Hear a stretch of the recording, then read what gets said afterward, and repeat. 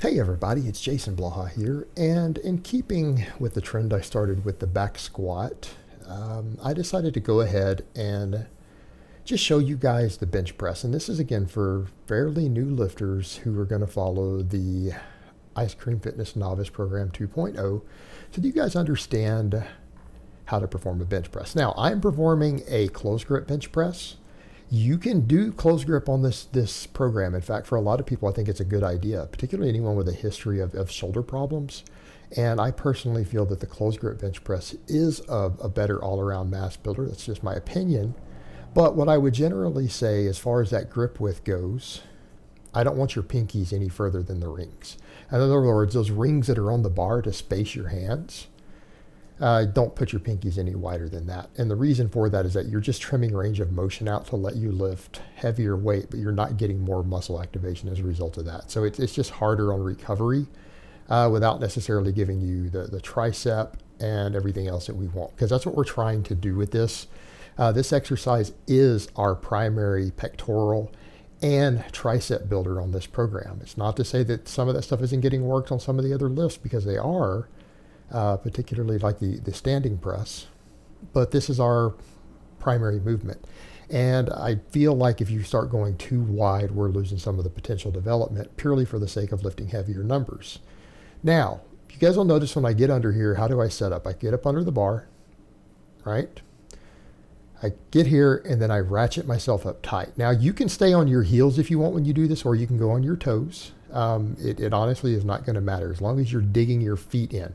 But you notice I have a slight arch in my back. My belly is up, right? Belly up. That's intentional. Even if you guys have abs, you're going to have a belly that's going to poke up when you do this. That's going to be the nature of it. Notice that my butt stays in contact with the bench, and you notice my traps are touching the bench. Those are my only points of contact. The butt and the traps are dug into the bench hard, and you dig those in hard and you ratchet yourself in super tight. You will notice that from the time that I unrack the bar till the time that I re-rack it, that there's no real movement of my feet. Your feet dig into the floor, and either they're pulled in tight underneath you like I'm doing on the toes, right? And I'm setting in tight. I'm actually almost screwing my traps into the bench. That's why you see that movement. But notice there's no movement of the foot. Why? Because we are digging in tight to use leg drive, and that prevents bridging. Bridging is where your ass comes off the bench. That's bad. You are not utilizing your pecs, triceps, and delts to lift the weight as much when you do that. It's a bad habit. You need to get out of that habit immediately. Your 2 points of contact are the traps and the glutes. That's it. The reason we have a very modest arch, it's not a big arch, is you get better pectoral activation with a slight arch.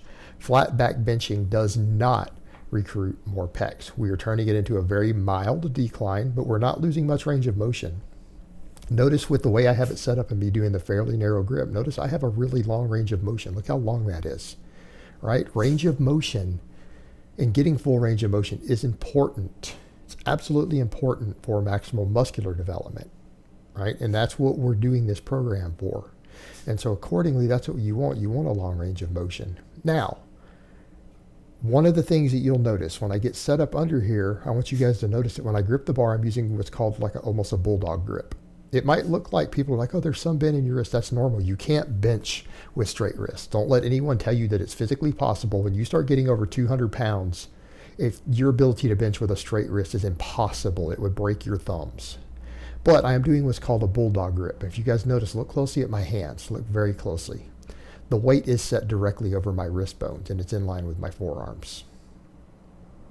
Even though some people will say, well, there's some bend to the wrist. That's standard bulldog grip. Of course, there's going to be some bend to the wrist. And people's bone structures are slightly different, so some people are going to have more than the other. But the weight is at a diagonal across my palm.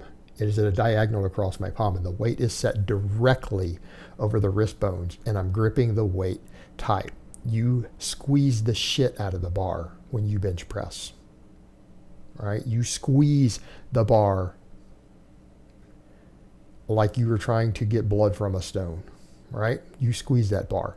Now you'll notice when I unrack it, you notice I let the bar settle first. You don't just drop it immediately out of the J-hooks.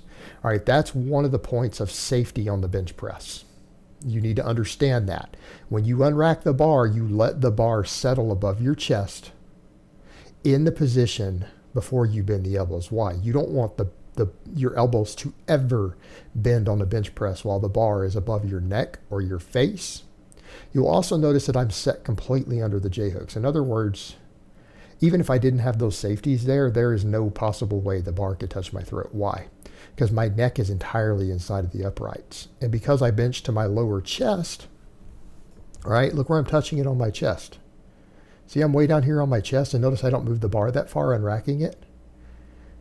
Because if you were to see the angle from the side, you would realize that my entire shoulder girdle is behind those red posts, right? It's behind the J-hooks. My neck is completely protected by those hooks. So if the bar came down, it would hit me in the chest, and it can't physically roll to my neck.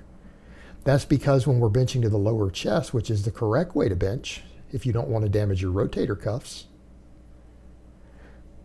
you can actually set your entire face and neck completely behind those uprights and still move the bar 4 or 5 inches when you unrack it. And we want to minimize how far we unrack it. Why? We're not wasting energy. We're trying to train. Our energy should be spent on the lift, right? It shouldn't be spent unracking the weight a really long distance. Furthermore, you have a greater risk of injury. You have a longer time where the bar is moving above your face and neck. That's not good. All right, that's how people get hurt. That's how they smash their faces. That's how they get damaged their throat. That's how people get killed on this exercise. And it's just as simple as because they're trying to bench like bodybuilders and bench to the upper chest. There's no need for that. It's not necessary. You can build a massive chest doing it this way. So I get set up under there. I ratchet in tight. See my points of contact. We get in. My neck is completely behind the uprights. It's on the other side of them from the bar. All right, you come down. You notice I pause on the chest. Why? You get more chest involvement. You get more pectoral recruitment if you pause on the chest. And you notice I let it sink. I want that to be another point also. Some people say, oh, well, don't you want to maintain tension there? Don't worry about maintaining tension. The tension is maintained by that heavy ass weight crushing down onto you. Trust me, there's no way to fully release that tension. You sink it into your chest, and notice when I sink it into my chest, I'm able to pop back up. And you notice just there's a subtle movement of the hips. And what I want people to understand when we talk about hip drive, I don't want you to learn hip drive as a novice. Let it happen on its own. In other words, when you sink it into your chest, when you drive with your off the bottom with your chest and delts, you're automatically going to learn to use a little bit of leg drive anyways. It's not something you consciously do. Worry about keeping your butt dug in. But when you sink it into your chest, you are going to initiate just a little bit of hip when you launch it back up, even after a pause. But the pause bench is important. I do not want anyone on this program doing touch and go. If you do touch and go, you're going to be the guy who comes back later and says, I don't think the bench press makes my chest grow very well.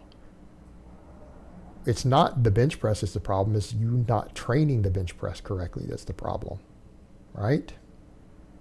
You're probably using the wrong grip width. You're maybe going way too wide, and you're bouncing it off your chest. Even in a touch and go versus bounce is a subtle difference, but guys who touch and go start bouncing eventually. And if you come to a dead stop, it forces you to engage the pecs harder to get the weight started, right? As you'll also notice when I set up that I have my scapula pulled in tight.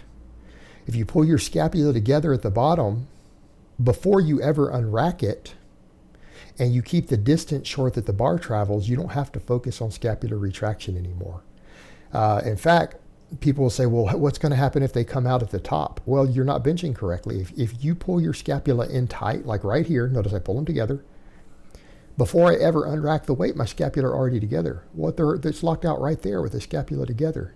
You set the J-hooks at a height, and you set everything at a height to where you can unrack it with your scapula pulled in.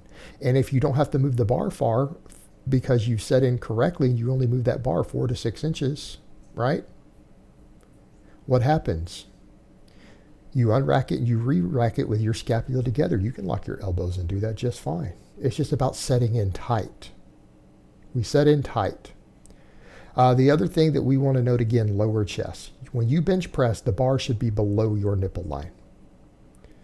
This will create the amount of elbow tuck that you want automatically to avoid shoulder issues, right? You don't have to think about elbow tuck. Watch my elbows. See that tuck at the bottom? And then they pop out more at the top.